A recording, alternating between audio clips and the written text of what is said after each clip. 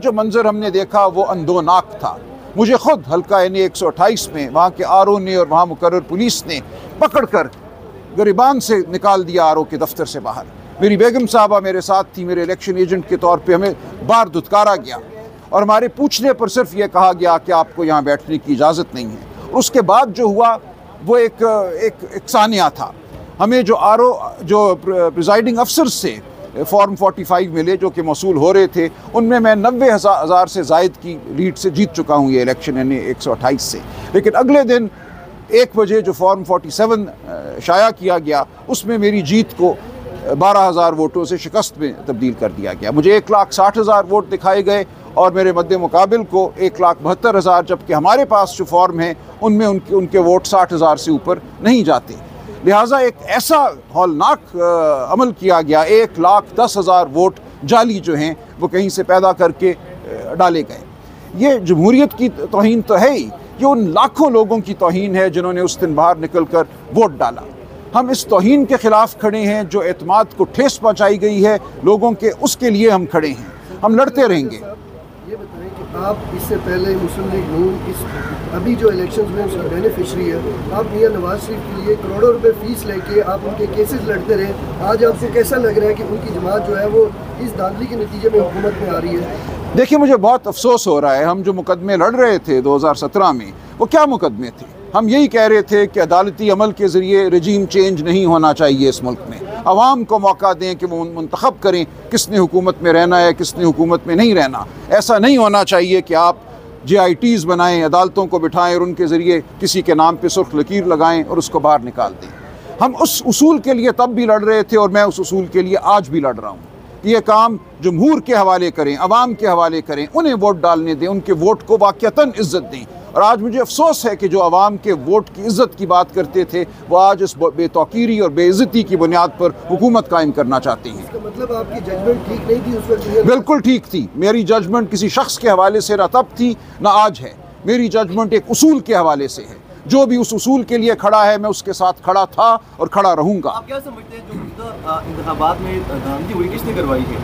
मुझे नहीं पता। देखें, ये बात तो शवाहिद से करनी चाहिए। मुझे इतना पता है कि धांधली हुई है। मुझे ये पता है कि धांधली कैसे हुई है, आरओज़ ने और पुलिस अफसरान ने क्या रोल अदा किया है, वो सब मेरे सामने है। आरओ साहिबान और पुलिस अफसरान ने जो मौजूद थे मौके पे आरओ के दफ्तरों में, उन्होंने लोगों को पकड़ पकड़ कर उम्मीदवारों को बाहर निकाला, दरवाजे बंद किए, मारपीट की और उसके बाद जो दस्तावेज़ात बनाई जिनका अब हमने तकाजा किया है कि दिखाएं हमें किस बुनियाद पे ये 1 लाख की लीड जो है उसको 12,000 की शिकस्त में तब्दील किया गया। जिस तरह से आज हम देख रहे हैं सबसे ज़्यादा तादाद जो है आज़ाद उम्मीदवारों की और PTI की है, जो फॉर्म 45 के हवाले से यहाँ पर आ रहे हैं। आपको पुरअमन एहतजाज भी करने नहीं दिया जा रहा, तो कोई ऐसा लायामल है कि सारी लायर कम्यूनिटी जो है वो इकट्ठी होगी? देखिए, लॉयर कम्यूनिटी शायद ना इकट्ठी हो और ये ज़रूरी भी नहीं है। मैं समझता हूँ अवाम को इकट्ठा होना चाहिए। हर शरीफ नफ्स शख्स को इस मामले में इकट्ठा होना चाहिए। इसका ताल्लुक सियासत से नहीं है, ये सियासत से बहुत ऊपर की उसूली बात है। लॉयर एक छोटा सा हिस्सा है माशरे का। माशरे का आप सब हिस्सा हैं।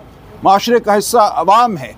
हमें बतौर अवाम, बतौर पाकिस्तानी एहतजाज करना है कि ऐसा मत करो। इसका बेनिफिशरी कोई भी हो, इससे मजरूब कोई भी हो, हमें इस उसूल के लिए खड़े होना है। सलमान साहब बताइएगा, हम दुनिया चांद पे पहुंच चुकी है, अभी तक हमारे सिस्टम जो है 10 बजे के बाद अचानक बैठना शुरू हो जाता है। ये देखिए जानबूझ कर होता है। इलेक्शन कमीशन के बाहर आप मौजूद हैं, ये हमेशा से होता आ रहा है। सर, ऐसा इस सिस्टम पे क्या कहना चाहेंगे? इस पे खुल के बात कीजिएगा कि ये सिस्टम अचानक से बैठना शुरू हो जाता है। दुनिया में कितनी ज़्यादा तरक्की हो चुकी है और अभी तक हम इसी बात पे अटके हुए हैं कि हमारे नताइज को 3-3 दिन लग जाते हैं। सर, अब हम देखिए, ऐसी 1.5 अरब आबादी वाले मुल्क नहीं है, 24 करोड़ वोट है, तो 24 करोड़ में से कुछ वोट पड़े, अभी 24 करोड़ बंदे ने वोट नहीं कास्ट।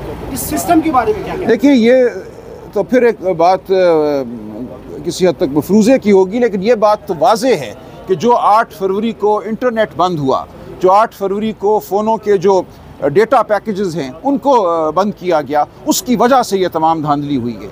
अगर उस दिन इंटरनेट बंद ना होता तो प्रिजाइडिंग अफसरान अपने अपने पोलिंग स्टेशन से बराह रास्त इलेक्ट्रॉनिकली फॉर्म 45 जो हैं वो इलेक्शन कमीशन की डेटाबेस में भेजते और ये तमाम जो झगड़ा हमारे सामने है ये ना होता। इस झगड़े को पैदा किया गया इंटरनेट को बंद करके, उस दिन फ़ोन सर्विसेज को बंद करके।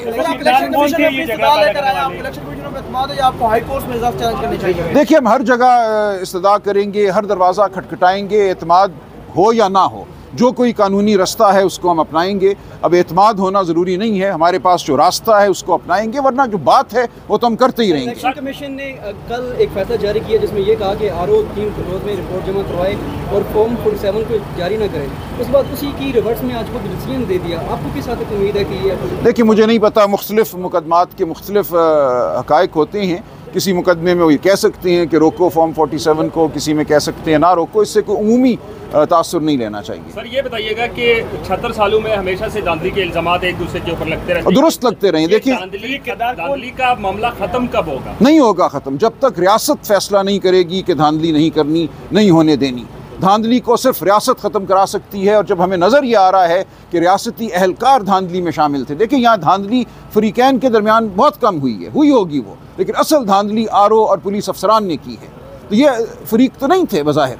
इन्होंने क्यों ये हरकत की? क्यों आरओ साहिबान ने पुलिस अफसरान को कहा कि निकाल दो इन लोगों को मेरे दफ्तर से?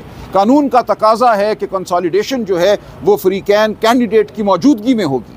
हमें नज़र आना चाहिए था कि कौन सा फॉर्म 45 एक प्रिजाइडिंग अफसर लेकर आया है, उसके मुताबिक इंदराज हुआ है या नहीं हुआ। जब हमें कमरों से निकाल दिया गया तो हमें क्या पता कि उन्होंने जो नंबर डाले हैं वो कहाँ से लेकर डाले हैं। सलमान अकरम बरादरी साहब, इस वक्त आप इलेक्शन कमीशन की बाहर मौजूद हैं, अंदर से आ रहे हैं, क्या कार्रवाई हुई आज और आने वाले दिनों में कितने पुरुमीद हैं कि जो नतायज हैं वो आपके हक़ में आएंगे, रिजल्ट आपके हक़ में आएंगे? देखिए, हमने अपनी आज इस्तदा जो है वो दायर की है, कल गालिबन सुनवाई होगी। देखिए, उम्मीद का होना ना होना गैर अहम है। मेरे लिए एक जो रास्ता है उस पर मैंने चलना है, वो रास्ता कानून का, आइन का रास्ता है। उसमें यही मेरे सामने एक ज़रिया है कि मैं अपना एहतजाज जो है, जो अपनी इस्तदा है, वो आगे बढ़ाऊँ।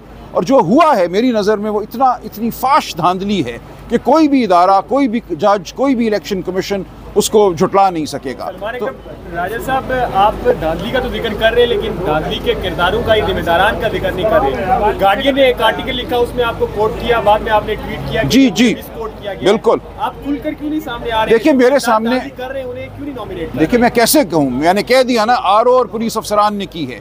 उनको किसने कहा था, मेरे पास उसका कोई सबूत नहीं है।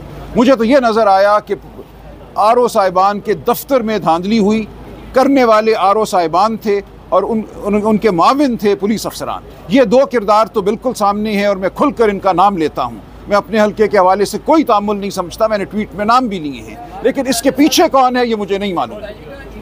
चैलेंज किया था मेहर न्याजी ने लाहौर हाई कोर्ट के अंदर, और सुप्रीम कोर्ट ने इन्हीं आरोज को बहाल किया था। आपको लगता है कि ये पहले से सारा का सारा प्लान किया गया था? देखिए, मैं अब सुप्रीम कोर्ट के हवाले से नहीं कुछ कह सकता। उन्होंने तो इसलिए बहाल किया था कि उस वक्त देर बहुत हो गई थी। आरओज़ की तैनाती को बहुत पहले चैलेंज होना चाहिए था और गालिबन किया भी गया था। वो पिटिशन लगी 2 हफ्ते के तातुल से थी। ये बिल्कुल आरओज़ का किरदार जो है वो मैं समझता हूँ इंतहाई अफसोसनाक है, और आरओज़ को हम कहाँ से लाएं, आसमान से लाएं, मुझे नहीं पता।